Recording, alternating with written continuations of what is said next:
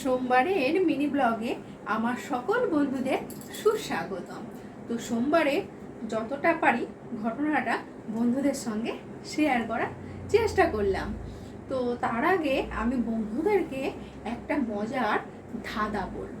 দেখি তো আমার কোন কোন বন্ধুরা ধাঁধার অ্যান্সারটা জানে। যে সকল বন্ধুরা ধাঁধার অ্যান্সারটা জানো তারা কিন্তু সকলেই আমাকে কমেন্টে জানিও। তো বলো তো বন্ধুরা, এমন কোন জিনিস যা সব সময় ওপরের দিকে ওঠে, কখনো নিচের দিকে নামে না? তো চলো আজকে সোমবারের ঘটনাগুলো কতটা তোমাদের সামনে তুলে ধরতে পারি, চলো দেখি। সবার প্রথমে আমি ঘর দুয়ারগুলো ভালোভাবে পরিষ্কার করে নেব।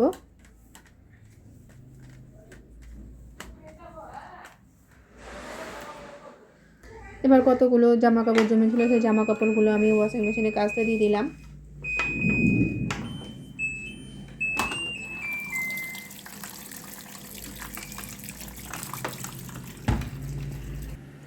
ঘরটা পরিষ্কার করতে করতে আমি আবার যেগুলো ঝাড় দেওয়ার বাকি ছিল সেটুকু ঝাড় দিয়ে নিলাম।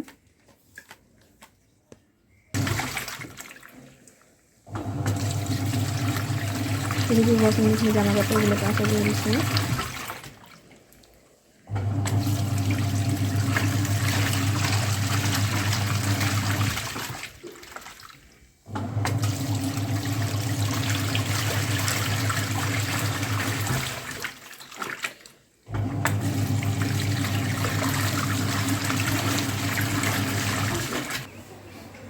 আকাশটা এখন একটু পরিষ্কার হয়েছে, বাইরের দিকটা আমি একটু ঝাড় দিয়ে নেব।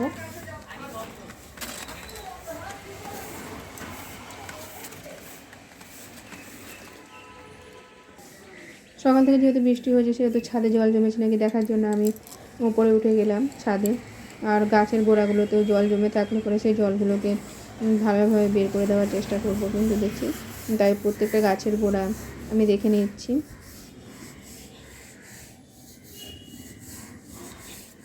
আর আমি একটু দেখে নিলাম যে কতগুলো জবা ফুল ফুটেছে। তো এক একটা ডালে কালকে যে 3টে কুড়ি ছিল সেই 3টে কুড়ি আজকে একটা ডালে 3টে ফুল ফুটেছে।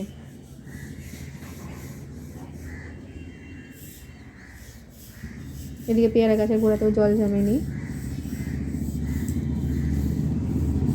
আর ড্রাগনের যে ফুলগুলো ওটা বাকি ছিল সেই ফুলগুলো কালকে সমস্ত কিছুই ফুটে গেছে।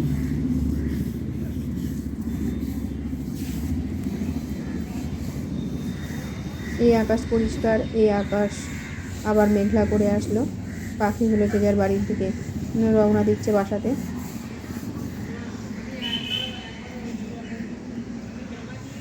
সমানে আবার মেঘ ডাকতে শুরু করেছে।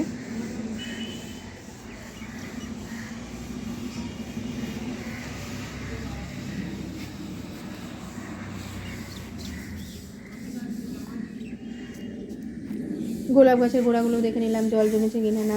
গোলাপ গাছের গোড়াতেও কোনো জল জমেনি।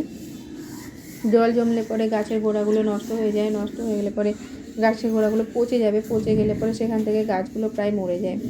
তাই দেখলাম গাছের গোড়াগুলোতে জল জমেছে নাকি।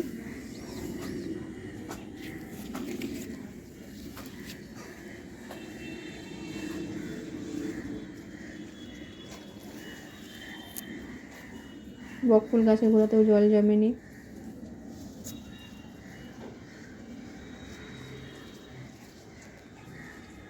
সমানে বৃষ্টি হয়েছে, ড্রাগনগুলো কতটা পরিমাণ বড় হবে কিছু বুঝতে পারা যাচ্ছে না। লেবু গাছের লেবুটা প্রায় একই রকম হয়ে আছে, বড়ও হচ্ছে না, ওই সেম একই রকম হয়েছে।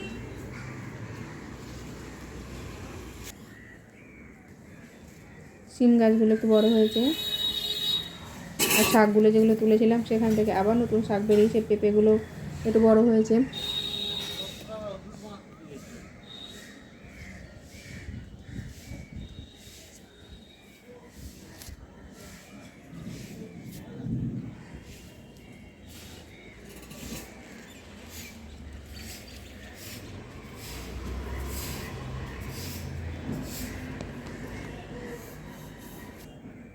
এদিকে অ্যাডেনিয়ামটা লুকিয়ে আছে, মধ্যে তুলবো, ওকে যাতে না তুলি। তো পায়রাগুলো বৃষ্টিতে ভিজেছিল, ভিজে গিয়ে এবার নিজেদের গাগুলো নিজেরা পরিষ্কার করে নিচ্ছে, কিন্তু আবার তো মেঘ করেছে, আবার বৃষ্টি নামবে।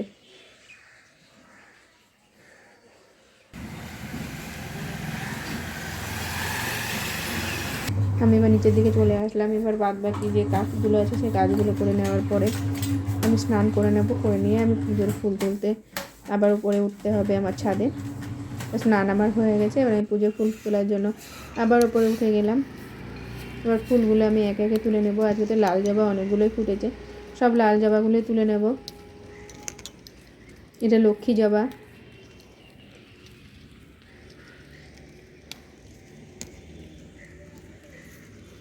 ওদিকে একটা জবা লুকিয়ে আছে, ওটাকেও তুললাম।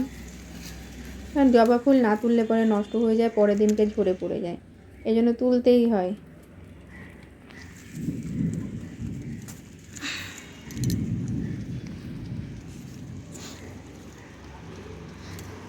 এবার আমি নয়নতারা ফুলগুলোকে তুলে নেব।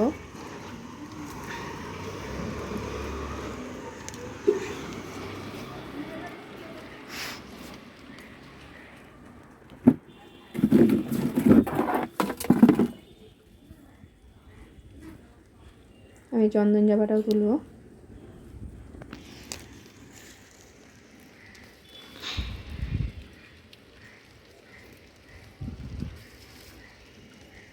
আমি কয়েকটা তুলসী পাতা তুলে নিলাম।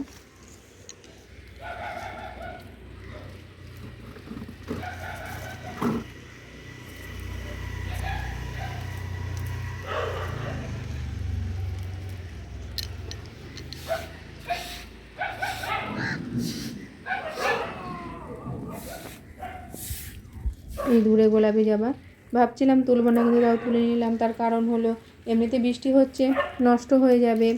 তারপরে জবা ফুল তো বেশি দিন গাছে থাকে না, রাত হলে পরে ঝরে পড়ে যায়, বাসি হয়ে ঝরে পড়ে যায়। সেহেতু জবা ফুল তুলে নেওয়াই ভালো, তাই আমি তুলে নিলাম। তুলতে ইচ্ছা করছিল না, তাও আমি তুললাম। এই নয়নতারাগুলো এবার আমি একে একে তুলে নেব সব।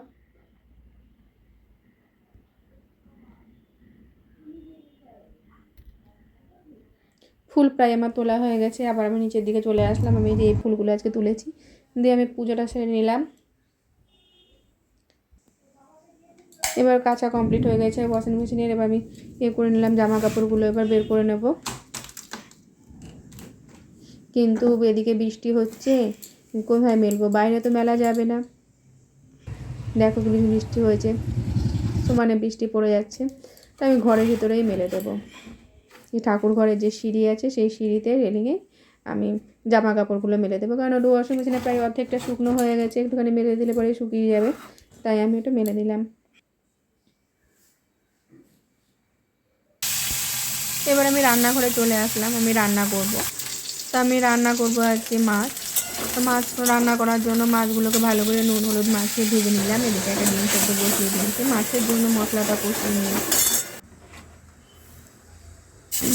এবার আমি এদিকে চচ্চড়ি করব। চচ্চড়ি করার জন্য কড়াইয়ে কালো জিরে সর্ষের তেল ফোড়নে দিয়ে পটল আর পেঁয়াজগুলোকে খুব ভালোভাবে ভেজে নেব। ভেজে নেওয়ার পরে আলুগুলো দেবো। এবার আলুগুলো দিয়ে ভালো করে ভেজে নেব।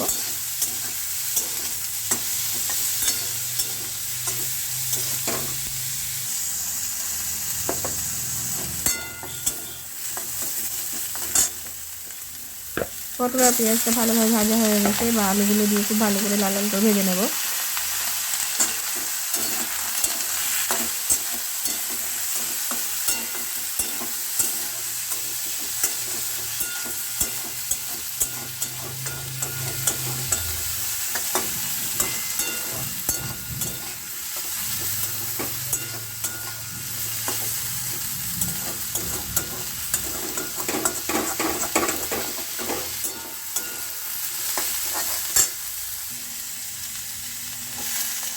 এবার আমি কাঁঠালের দানা ছিল, সেই কাঁঠালের দানাগুলোর মধ্যে দিয়ে দিলাম। আর কাঁঠালের দানাটা দিয়েও কাঁঠালের দানাটাকে ভালোভাবে ভেজে নেব।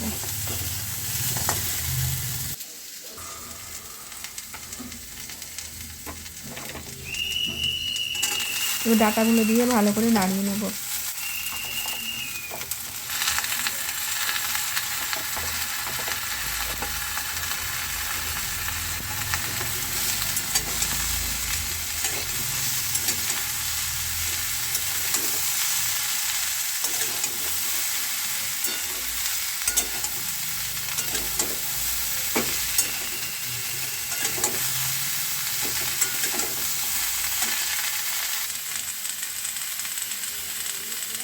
এবার কাঁচা লঙ্কা চেরা, নুন, হলুদ, কাশ্মীরি লঙ্কার গুঁড়ো, জিরে গুঁড়ো সমস্ত কিছু দিয়ে ভালো করে কষিয়ে নেব।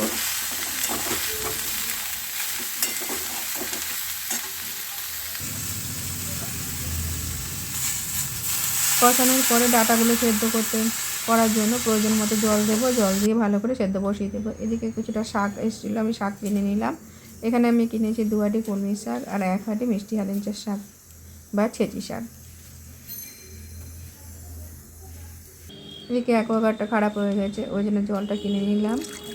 জলটা কিনে নেওয়ার পরে জলের গাটাকে ভালোভাবে ধুয়ে নেব জারে। জারে প্রচুর পরিমাণে নোংরা থাকে। এদিকে চচ্চড়িটা প্রায় হয়ে এসে জল শুকিয়ে গেছে, এবার হালকা মিষ্টি দিয়ে আমি নামিয়ে নেব। আর শাকগুলো যেহেতু আমি আজকে রান্না করবো না, প্লাস্টিকে মুড়িয়ে আমি ফ্রিজের মধ্যে রেখে দেবো। তো আজকে ভিডিওটা এটুকুই, আবার দেখা হচ্ছে নেক্সট ভিডিওতে। সকলে ভালো থেকো, সুস্থ থেকো, টাটা বাই, পাশে থেকো।